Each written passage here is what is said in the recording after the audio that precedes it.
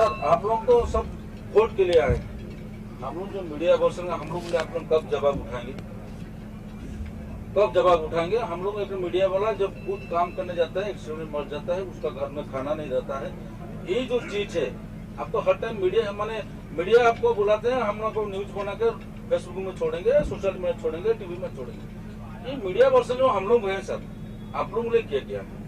ना बीजेडी क्या है, ना बीजेपी क्या है, ना कांग्रेस का है। इसलिए यही जो चीज हो हम ओला का सर को पूछे हैं ये चीज। और एक सवाल है मेरा। नहीं, सवाल क्या है? सवाल यही मेरा है, हम लोग मीडिया के लिए क्या किए हैं आपने? मीडिया पर अन्याय हुआ है ना पिछले 10 साल में। नारी पर अन्याय, युवाओं पर अन्याय, श्रमिकों पर अन्याय, किसानों पर अन्याय, आदिवासियों पर अन्याय और मीडिया पर भी अन्याय हुआ है। मीडिया मालिकों पर अन्याय नहीं हुआ है, पर पत्रकारों पर अन्याय हुआ है। तो उसके लिए कुछ सवाल तो करेंगे ना कुछ सर। बार बार राहुल जी यही तो कह रहे हैं, यही तो कह रहे हैं राहुल जी कि मीडिया मालिक नहीं चाहते कि बेरोजगारी, महंगाई, हमारे समाज में बढ़ती हुई आर्थिक विषमताओं पर कोई डिबेट हो। डिबेट किस पर होता है? कोई ध्रुवीकरण के विषय पर होता है। तो गलती आपकी नहीं है, गलती मालिकों की है। जब फोन कॉल आता है प्रधानमंत्री कार्यालय से कि इस विषय पर डिबेट कीजिए, इसको मत दिखाइए। भारत जोड़ो न्याय यात्रा को ब्लैकआउट कर दिया गया था सभी चैनलों से। 22 तारीख को, जनवरी 22 को ब्लैकआउट कर दिया गया था। जब राहुल जी शंकर देव की जन्म स्थान जा रहे थे, उसका खबर किसी चैनल में नहीं चला। तो गलती आपकी नहीं है। मीडिया को इंडिपेंडेंट रहना बहुत जरूरी है। कांग्रेस पार्टी ये मानती है कि पत्रकारों को सम्मान मिलना चाहिए और इंडिपेंडेंट मीडिया हमारे लोकतंत्र का एक महत्वपूर्ण स्तंभ है। नहीं, आप दूसरे लोगों के बेरोजगारी, किसानों का प्रॉब्लम नहीं था भारत में। पिछले 45 सालों में आपने करना है। एक मिनट, आपने तो पैदा किया बेरोजगारी। ठीक, बैठ जाइए। अच्छा, बैठ जाइए। आप सवाल, आपका काम है सवाल पूछना, मेरा काम है आपका सवाल का जवाब देना। अगर आप सवाल पूछेंगे और उसी का जवाब आप देंगे तो मुझे बैठने की कोई जरूरत नहीं है। अभी अभी कन्हैया जी शांत हो जाइए, शांत हो जाइए। पानी चाहिए? नहीं, मैं आपके साथ 3 घंटे तक बहस करने के लिए तैयार हूँ, ठीक है? मुझे कोई समय की पाबंदी नहीं है। कन्हैया जी ने क्या कहा? पिछले 45 सालों में बेरोजगारी इतनी बड़ी नहीं है जितना कि अभी आप देख रहे हैं, जो हर 2 घंटे एक युवा आत्महत्या करता है या करती है। ये पिछले 10 साल की रिकॉर्ड नहीं है, आज का रिकॉर्ड है, आज जो आंकड़े बताते हैं। दूसरी बात, जो कभी नहीं हुआ है हमारे देश में कि सारे के सारे एयरपोर्ट एक ही कंपनी, सारे बंदरगाह एक ही कंपनी, सारे स्टील कंपनियां जो बेचे जा रहे हैं एक ही कंपनी। मैं समझ सकता हूं 1 नेशन 1 इलेक्शन, पर ये 1 नेशन 1 कंपनी कहां से आया? ये 1 नेशन 1 कंपनी हो गया ना। 1 नेशन 1 लीडर, 1 नेशन 1 कंपनी। ये कांग्रेस के जमाने में नहीं था, ये पिछले 10 साल की हकीकत है। तो बेरोजगारी जो आज देख रहे हैं, महंगाई, आवश्यक वस्तुओं की महंगाई देख रहे हैं। अंतरराष्ट्रीय बाजार में पेट्रोल और डीजल तेल के दाम घटे हैं, ठीक है? आप जानते हैं, रोज आप अखबार में पढ़ते हैं, अंतरराष्ट्रीय बाजार में तेल के, कच्चे तेल का दाम घटा है। क्या पेट्रोल के दाम घटे हैं? क्या डीजल के दाम घटे हैं? क्या कुकिंग गैस का सिलेंडर का दाम घटा है? आज भी 1100 रुपया सिलेंडर है हमारे। मैं आपको एक ही मिसाल देता हूं, मनमोहन सिंह जी के समय में गैस सिलेंडर का दाम 440 रुपया प्रति सिलेंडर हुआ करता था, आज 1100 है। आज 1100 है। जो क्वेश्चन पूछ रहे हो, अरे सुनिए ना यार, बैठिए जाइए यार, अब बैठ जाइए ना, अब बैठ जाइए। अरे एक और एक पत्रकार एक सवाल। कांग्रेस बीजेपी मत करो यार, ये बात है मौसमी। 1 nation 1 election, 1 journalist 1 question. Please मौसमी अच्छा रहेगा। हाँ जी, बोलिए। हाँ जी, सर 5 साल बाद एआईसीसी के कुछ दिग्गज नेता यहाँ आए हैं, राहुल गांधी आए हैं, और इसी वक्त आए जब कांग्रेस यहाँ खत्म होने वाला है, जब इसकी चुनाव आ रहे, अगर हमें ऐसा लगता है अगर न्याय यात्रा नहीं होता तो आप लोग अभी कांग्रेस को खत्म करने में बहुत लोग लगे हुए हैं और कांग्रेस का जो ऑबिचुअरी है कई लोगों ने लिखा है। आप बहुत युवा हैं, आप मेरे माफिक बुजुर्ग नहीं हैं, पर जब मैं छोटा था एक मशहूर हिंदी फिल्म रिलीज हुआ था जिसके गाने आज भी लोग गाते हैं, 20 साल बाद। आप जानते हैं 20 साल बाद एक बहुत बड़ा फेमस हिंदी फिल्म था।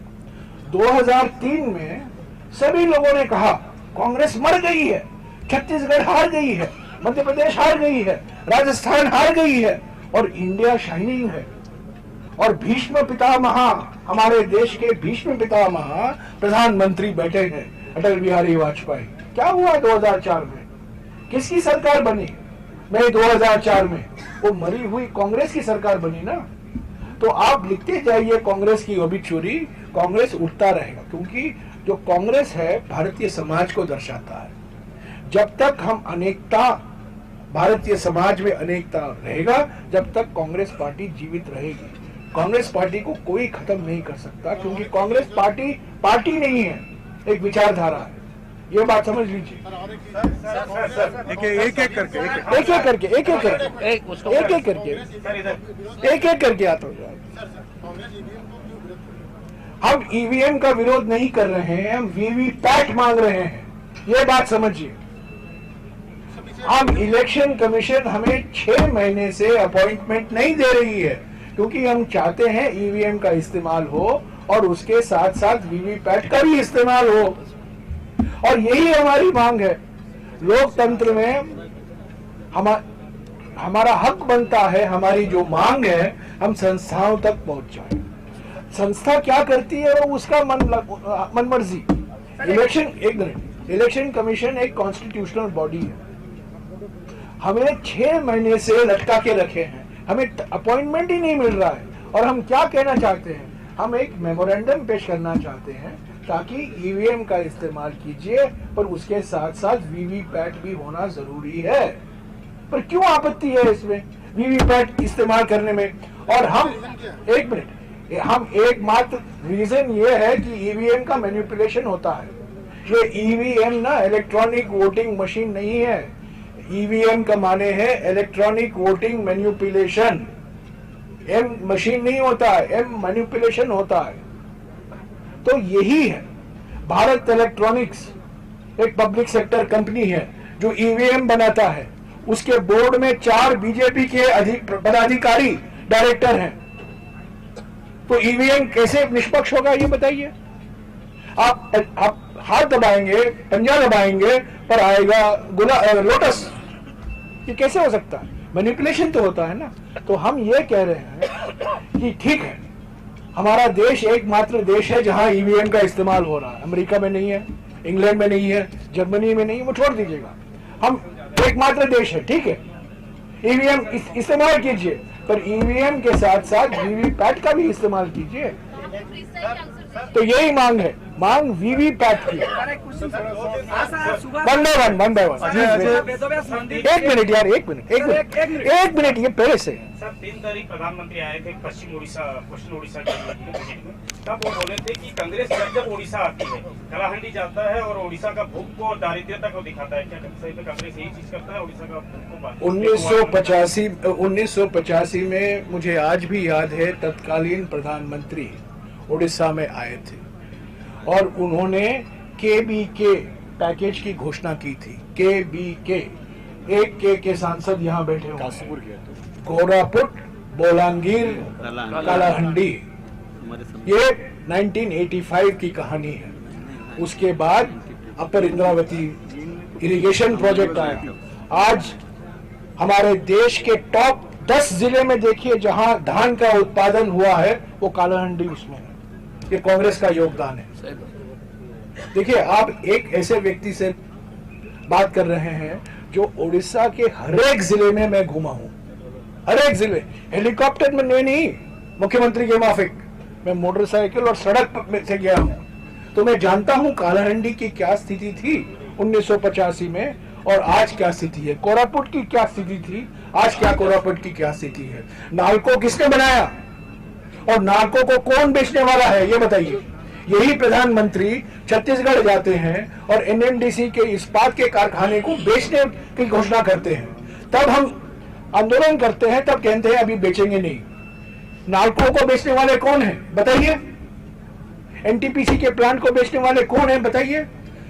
इस्पात के कारखाने यहाँ रूरकेला, मैं आपको रूरकेला का मिसाल देता हूँ, एक दिन जरूर आएगा कि प्रधानमंत्री अगर उनको मौका मिलेगा वो इसको भी बेच डालेंगे और इसकी कोई असर नहीं पड़ेगा हमारे बीजेडी और उनके नेताओं पर।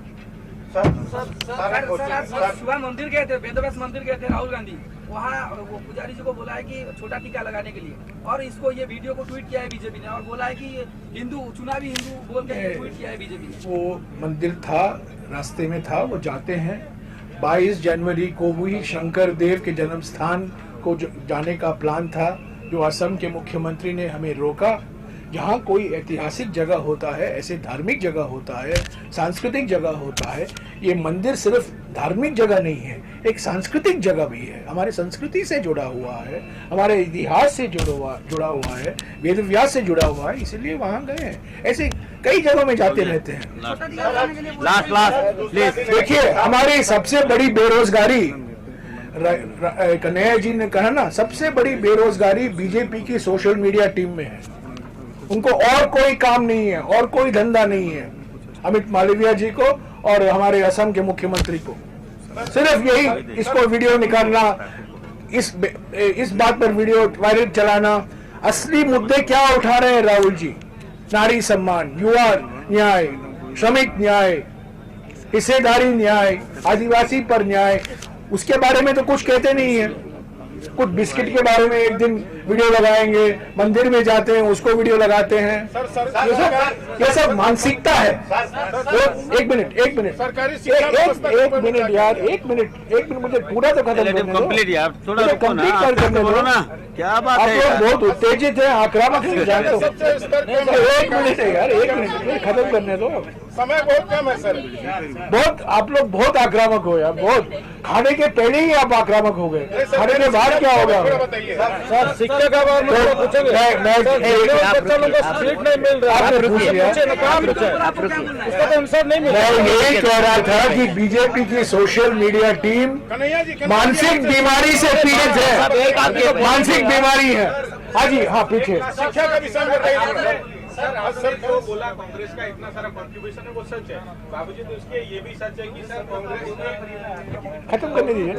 कांग्रेस ने सर उड़ीसा में लास्ट टाइम जब गवर्नमेंट फॉर्म किया था 1995, उसके बाद कॉन्स्टेंटली कांग्रेस का सर डिक्लाइन हो रहा है। इवन 2019 में आपको बताया कि 3 नंबर पे आ गए। तो आपका सर क्या एक क्लियर कट प्लान है, क्योंकि स्टेट उड़ीसा के भी लीडर्स है कि उड़ीसा हमारे लिए कैसे रिवाइव किया जाए सर? उड़ीसा हमारे लिए बहुत महत्वपूर्ण जगह लगता है। उड़ीसा में हमें, हमारा मकसद है, हमारा लक्ष्य है, हमारा उद्देश्य यही है कि हम उड़ीसा में वापस सत्ता में आए। पर ये भारत जोड़ो न्याय यात्रा है, सत्ता की यात्रा नहीं है, ये चुनावी यात्रा नहीं है, ये वैचारिक यात्रा है। पर जो आपने कहा ये सच बात है, हमारे संगठन में कमजोरी आई है, सुस्ती आई है, और हमारे संगठन में नई जान फूंकने के लिए, नई शक्ति देने के लिए पहले भारत जोड़ो यात्रा 2022 में और अभी पिछले 25 दिनों से भारत जोड़ो न्याय यात्रा निकाला गया है। मैं हमारी कमजोरी से भाग नहीं रहा हूं, ये कमजोरी एक हकीकत है, और हमारे प्रभारी 24 घंटे में लगे हुए हैं, हमारे पटनायक बाबू 24 घंटे लगे हुए हैं, हमारे सांसद, युवा सांसद 24 घंटे में लगे हुए हैं। हम लड़ते रहेंगे। हम जानते हैं कि हम कमजोर हैं, क्योंकि हमारा मुकाबला ये बीजेपी बीजेडी जुगलबंदी से है। ये जुगलबंदी, एक पार्टी खतरनाक है, जुगलबंदी डबल खतरनाक होता है। तो कमजोरी मैं स्वीकारता हूं, हम कमजोर हैं, हमारे कई लोग छोड़कर चले भी गए हैं, ये भी सच है। हमारे पार्टी में बहुत लोकतंत्र है, लोग कुछ भी बोल देते हैं, कभी कभी अनुशासन इतना नहीं है, और आप लोग माइक लेकर दे देते हैं किसी को और वो बोल लेते हैं, तो थोड़ा उसमें फॉल्ट आपका भी है ना। आपको एक हेडलाइन चाहिए और किसी हमारे इनकी बात नहीं कर रहा हूँ, पर हमारे बहुत कुछ से साथी है, वो आपको एक बाइट दे देंगे, हेडलाइन नहीं जाएगा। पूरा भारतवर्ष में शिक्षा का स्तर पूरा गिरा हुआ सरकारी स्तर का। कहाँ, उड़ीसा में? पूरा भारतवर्ष में सरकारी स्कूल का स्तर गिरा हुआ है, इस विषय में बताइए। अब बोलिए। सरकारी स्कूल सर 2 दिन राहुल गांधी जी का ये सरकारी स्कूल, एक मिनट, सरकारी स्कूल के बारे में ये प्लस पॉइंट है, ये बीजेपी नहीं है। देखिए, आपने इतना जो सवाल पूछा गया है ना, मतलब का सवाल आप ही पूछे, सबसे जरूरी सवाल आपने पूछा है, मुद्दे का सवाल आपने पूछा है। शिक्षा की दुर्दशा इसलिए है कि शिक्षा मौजूदा सरकार का एजेंडा नहीं है, स्कूल मौजूदा सरकार का एजेंडा नहीं है, कॉलेज यूनिवर्सिटी मौजूदा सरकार का एजेंडा नहीं। अगर उसका एजेंडा होता तो शिक्षा का ये दुर्दशा नहीं होता। आपको हम बताते हैं, एक बात को आंकड़ा दे रहे हैं, अभी हमारी जो वित्त मंत्री हैं उन्होंने बजट पेश किया और हमारी यूनिवर्सिटी से ही पढ़ी हैं, और उस बजट में उन्होंने 60% से ज्यादा, मतलब जो पहले 100 रुपया खर्च किया जाता था अब 40 रुपया खर्च किया जाएगा, 60% से ज्यादा बजट की कटौती की गई है। मतलब शिक्षा पे पैसा खर्च ही नहीं करना है। पैसा किस पे खर्च करना है? प्रचार पे। मैं आपको एक और आंकड़ा देता हूँ। एक नारा दिया प्रधानमंत्री जी ने, बेटी बचाओ बेटी पढ़ाओ, और उस योजना के तहत जितना पैसा खर्च किया गया उसमें एक भी स्कूल नहीं खोला गया, सिर्फ प्रचार पे खर्च किया गया। मतलब प्रधानमंत्री जी को लगता है कि नाम बदलने से और भेष बदलने से देश बदलता है, इसीलिए वो प्रचार पे सारा पैसा खर्च करते हैं, स्कूल खोलने पे खर्च नहीं करते। स्कूल की अगर मैं बात करूं, एक बात और बता दूं, आप लोग ध्यान से अगर देखेंगे तो अखबार के किसी कोने में इतना छोटा सा न्यूज आता है कि सरकार ने 500 स्कूल बंद करने का निर्णय लिया है। ये स्कूल क्यों बंद किए जा रहे हैं? ये स्कूल इसलिए बंद किए जा रहे हैं कि स्कूल की जमीन को भू माफियाओं को दिया जा सके, उसका लैंड कैप्चर करने का ये साजिश रचा जा रहा है। इसीलिए तो मैं देश के आम नौजवानों से अपील करता हूं, हम साधारण लोग हैं, शिक्षा देना सरकार की जिम्मेवारी है। अगर हमको शिक्षा नहीं मिलेगी तो हमारी पीढ़ियां जो है वो पढ़ नहीं पाती और हम मिडिल क्लास नहीं बनते, पब्लिक सेक्टर नहीं होता, हमको नौकरी नहीं मिलती। इसीलिए जो आपको भ्रमित किया जा रहा है ना कि आप जॉब सीकर मत बनिए, जॉब गिवर बनिए। साहब प्रधानमंत्री जी, आप स्नेचर बने हुए हैं, आप जॉब स्नेचर हैं, तो हम जॉब गिवर कैसे बने? ये पॉलिसी का सवाल है। करना ये चाहिए कि हम एक मांग करते हैं एनएसयूआई की तरफ से कि शिक्षा पर जो खर्चा हो बजट का 10वां हिस्सा हो, हमारी सरकार बनेगी, हम एजुकेशन बजट को बढ़ाएंगे और क्वालिटी एजुकेशन पे खर्च करेंगे। तो जनरल सीट कब मिलेगा? मैं खुद सरकारी स्कूल में पढ़ा हूँ, मेरी पढ़ाई लिखाई सरकारी स्कूल में हुई, केंद्रीय विद्यालय में। उसके बाद में नवोदय विद्यालय बनाए गए। उड़ीसा के हर एक जिले में नवोदय विद्यालय है। तो जनरल तो सीट नहीं मिल रहा है यार, नहीं, आप कहाँ से आए हो यार? आप कहाँ से आए हो? एक कहाँ से आए हो? प्लीज एक एक करके देखो, हमें प्लीज एक मिनट यार, एक मिनट प्लीज एक एक करके प्लीज। आप नवोदय विद्यालय, उड़ीसा के हर एक जिले में नवोदय विद्यालय है। क्या मोदी साहब ने कहीं ऐसे नवोदय विद्यालय खोले हैं? प्रधानमंत्री ने क्या किया है? अभी हमने 2 नवोदय विद्यालय देखे, एक पूर्णिया में और एक किशनगंज में। वहां लिखा गया था नवोदय विद्यालय, वो पुराना बोर्ड था, और नए पेंट में लिखा गया है पीएम श्री नवोदय विद्यालय। ये हमारे प्रधानमंत्री है ना, इनको भारत रत्न मिलना चाहिए रीब्रांडिंग के लिए, रीपैकेजिंग के लिए, मार्केटिंग के लिए। नवोदय बनाया गया राजीव गांधी जी के समय, केंद्रीय विद्यालय बनाया गया लाल बहादुर शास्त्री और पंडित जवाहरलाल नेहरू जी के समय, पर नाम लिखा जाता है पीएम श्री नवोदय विद्यालय, पीएम श्री केंद्रीय विद्यालय। यही तो हकीकत है, सारा का सारा पीएम के नाम पर है, बस। बिल्कुल। Last question, last question. 2 दिन राहुल गांधी जी के यात्रा उड़ीसा में हो चुके हैं, राहुल किला में हुआ, कल वीरभद्रपुर में हुआ। पब्लिक रेस्पॉन्स को आप कैसे देखते हैं? और दूसरा क्वेश्चन ये है कि उड़ीसा में जनरल इलेक्शन जब देश में होगा, उड़ीसा में 2-3 महीना है, तो ये यात्रा कितना इम्पैक्टफुल होगा जनरल इलेक्शन में? I will answer the second question. You answer the first question. यात्रा पूरा ग्रांड सक्सेस है कि जोटा ओडिशा जनसाधारण को ऊपर तार प्रभाव पड़ू नॉट ओनली इन राउरकेला और Sundargarh district, it is through out the state the impact पूरा लाभ हम ओडिशावासी आशीर्वाद 2024 ओडिशा रे कांग्रेस सरकार हम, ओडिशावासी सरकार हम, जनसाधारण सरकार हम, बीजेपी पतन हवा सुनिश्चित 100%। 9 मिशन 90 मिशन सक्सेस निश्चित भाव रे हम। 24 वर्ष सरकार कम्युनिस्ट सरकार जंती गला भांग गला वेस्ट बंगाल, नवीन पटनायक 24 वर्ष सरकार सुनिश्चित जाएगा। मैं आज से बोल रहा हूँ 90 मिशन सक्सेस होगा, राहुल गांधी के नेतृत्व में यहाँ सरकार बनेगा, सेंटर में भी बनेगा, राहुल गांधी प्रधानमंत्री बनेगा। जमीन वाला एक मिनट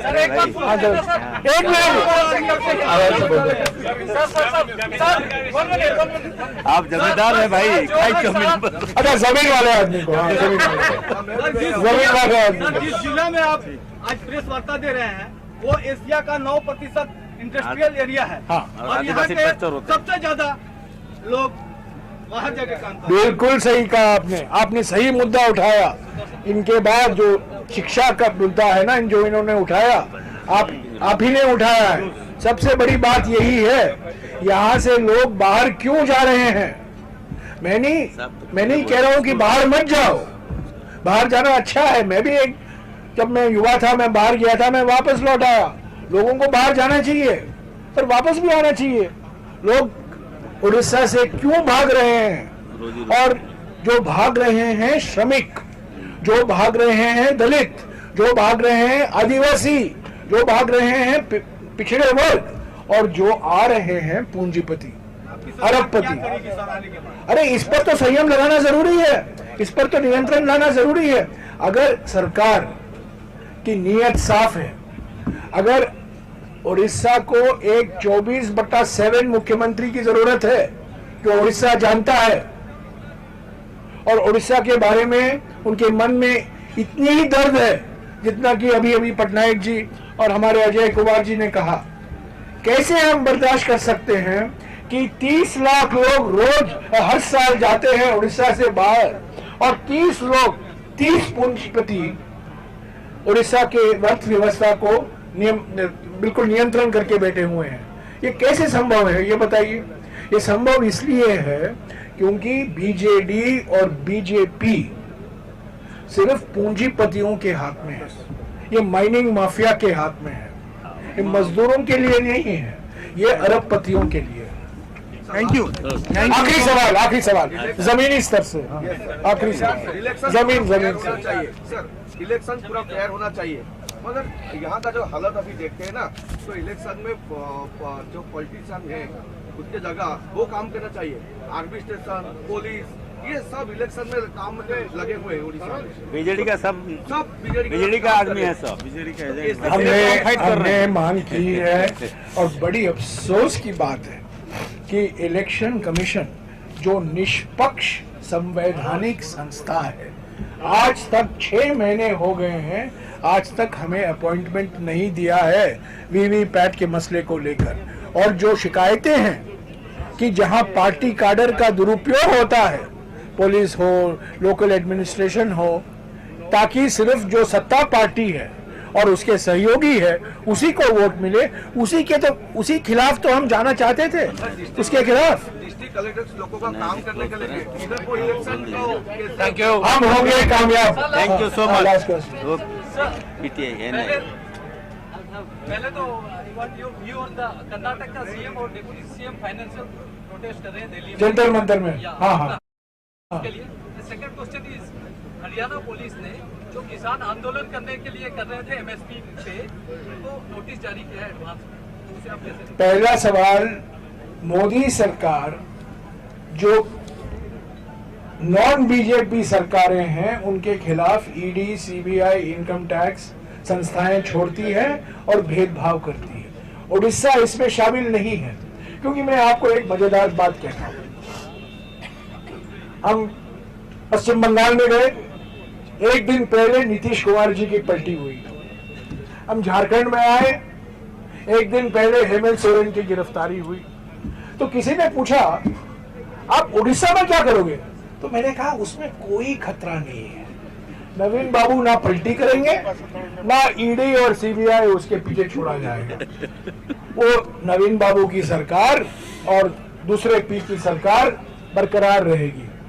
और यही तो हुआ है।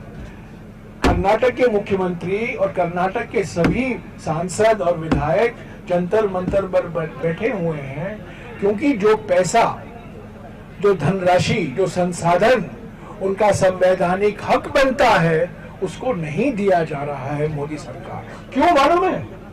क्योंकि 1 साल पहले मोदी ने प्रचार किया कर्नाटका में, जय बजरंग बली, जय बजरंग बली, उन्होंने प्रचार किया और कर्नाटक की जनता ने उनको सही जवाब दिया। 135 एमएलए कांग्रेस के चुनकर आए। नाराज हो गए प्रधानमंत्री। प्रधानमंत्री तो अहंकार आचार्य है ना, किसकी हिम्मत होती है प्रधानमंत्री से जवाब करने की? और कर्नाटक की जनता ने उनको ठुकराया। तो कर्नाटक की जनता को जो पैसा उनका बनता है मत दो। तो यही हुआ है। एमएसपी की गारंटी राहुल जी ने कहा है, मैं वही दोहराऊंगा, किसान न्याय के लिए एमएसपी को कानूनी दर्जा देना जरूरी है। एमएसपी को लीगल गारंटी कांग्रेस सरकार देगी। वो लीगल गारंटी उड़ीसा में भी लागू होगा, पंजाब में भी लागू होगा, हरियाणा में भी लागू होगा, सभी राज्यों में लागू होगा। यही असली किसान न्याय है। न्याय का हक मिलने तक।